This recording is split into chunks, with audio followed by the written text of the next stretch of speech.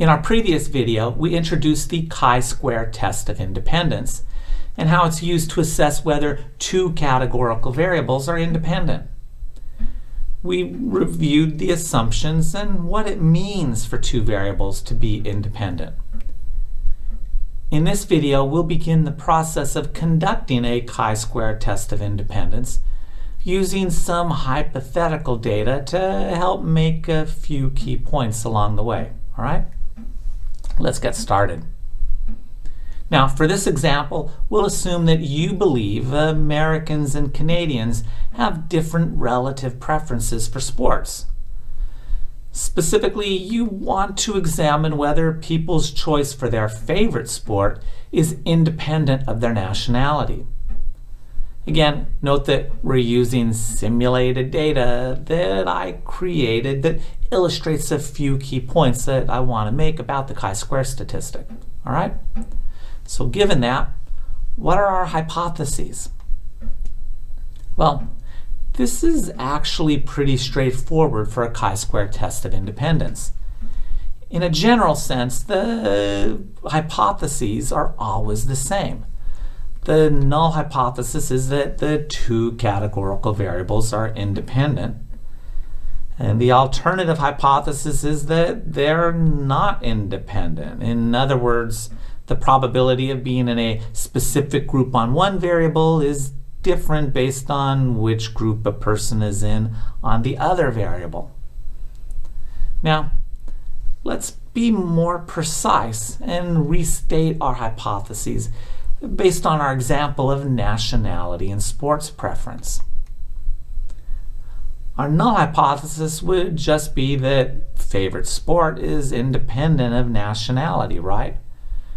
We could even list the groups for each variable, baseball, basketball, football, and soccer for sport, and US and Canadian for nationality. The alternative hypothesis would just be that favorite sport and nationality are not independent. And again, you could say that in a few different ways. So let's say that we sampled 200 people from the US and Canada and asked them to identify their favorite sport among baseball, basketball, football, and soccer. Okay, so we go out there, we get that data, and here are the observed frequencies that we saw. Notice we ended up with 120 from the US and 80 from Canada. The ends don't have to be equal, that's okay. And see that there are 8 boxes or cells that reflect the combination of 2 nationalities and 4 different sports, right? Now, a quick look suggests that nationality and sports preference may not be independent. Notice that in terms of the raw numbers, more Canadians, 19, chose soccer than Americans, 10, even though there are more Americans overall, right? Similarly, over half of the Americans chose football, which was chosen by far fewer than half of the Canadians. So the probability of preferring football or soccer does seem to vary based on whether one's from the US or Canada. But we know that due to random sampling variation, the data probably won't be perfectly independent, even if the null is true and sport preference and nationality really are independent out there in the larger population, right? We're back to that timeless question of whether the results are so different from what we would expect if the null is true and sport preference and nationality really are independent in the population. Are the results so different that we feel it's just too unlikely that they're independent? So we reject the null and conclude that they're not independent in that larger population, right? That's what our chi-square statistic is for.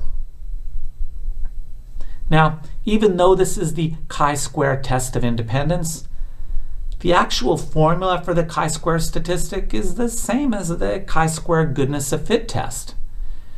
It's the sum of the frequency observed minus the frequency expected, with that difference squared and then divided by the frequency expected, and then summed across all of the cells, all 8 combinations of the 2 nationality groups and our 4 sport groups. So to calculate chi-square, we need 2 things. We need the observed frequency in each cell. Well, we got that right here, right? And we also need the expected frequency we would see if the 2 variables were independent. So if sport preference and nationality were independent, what would be the frequencies we would expect to see in each of these cells? Now note that when calculating the expected frequency, we need to keep the overall ends across the variables the same. We're not changing the number of people in any group. We're not changing the number of Canadians or the number who prefer soccer. We'll still have 80 Canadians and 29 soccer fans. We're just changing the relationship between nationality and sport preference. All right? To see how we do that, let's start with the expected number of baseball fans in the US. Right? The formula for the expected frequency in a cell, if the variables are independent, is the total number in the corresponding column times the total number in the corresponding row divided by the total number of cases in the sample. All right? Let's clear out the actual observed scores, but leave the column and row totals, and we'll enter the expected frequency equation with the correct corresponding values into each of our cells. All right? So returning to the expected frequency of Americans who prefer baseball, the expected frequency is equal to the number in the column, 32, times the number in the row, 120, divided by the total n of 200, right? So let's plug in those values into the equation, and we'll bump that up into the USA baseball cell. All right? Now, we could solve this and get the actual expected frequency for Americans who prefer baseball, but let's do that later. I want to keep the formula up so that you can see the pattern that's going to emerge. Okay? Let's keep going. Okay, moving on to the expected frequency of Americans who prefer basketball. The expected frequency is the number in the column, 50, times the number in the row, 120, divided by the total n of 200. Let's plug those values in, right? And we'll move that up into the USA basketball cell. All right? And then we get to the expected frequency of Americans who prefer football. That expected frequency is equal to the number in the column, 89, times the number in the row, 120, divided by the total n of 200. Right? Let's enter those into our equation, and we'll bump that up into the USA football cell. Right? And to wrap up the expected frequency for Americans, let's look at the expected frequency for Americans who prefer soccer. That's equal to the number in the column, 29, times the number in the row, 120, divided by the total n of 200.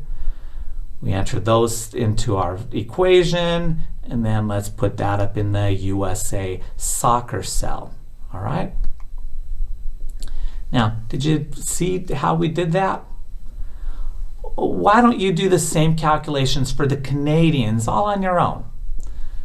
pause the video and start up again when you're done, all right?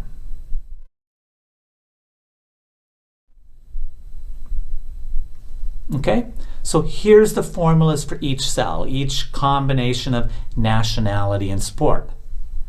Did you get the right answers? Now, if not, go back and take a look again at how to calculate the expected values before moving on in the video, all right? But once we have the formula for each cell, let's solve all of those equations, all right? And if we do that, we find that, for example, if nationality and sport preference were independent, we would have expected to see 19.2 U.S. nationals identify baseball as their favorite sport. All right? Now, that may seem odd. I mean, how can you have 19.2 people? But fractional expected values are okay. Don't round them. This is just a theoretical ideal value based on the variables being absolutely independent of each other. All right? Now, before wrapping up this video, I want to point something out just in case you missed it. As we mentioned at the start of this process of calculating the expected values, notice that the row totals and the column totals remained exactly the same. We really didn't change the underlying frequencies of the individual variables. We've just shuffled the cases around so that the variables are now independent. Pretty cool. All right? So let's stop at this point. We have our expected frequencies, the values we would see if nationality and sport preference were independent. In our next video, we'll use the expected frequencies and our observed frequencies in order to calculate our chi-square statistic. Okay? See you then. Bye-bye.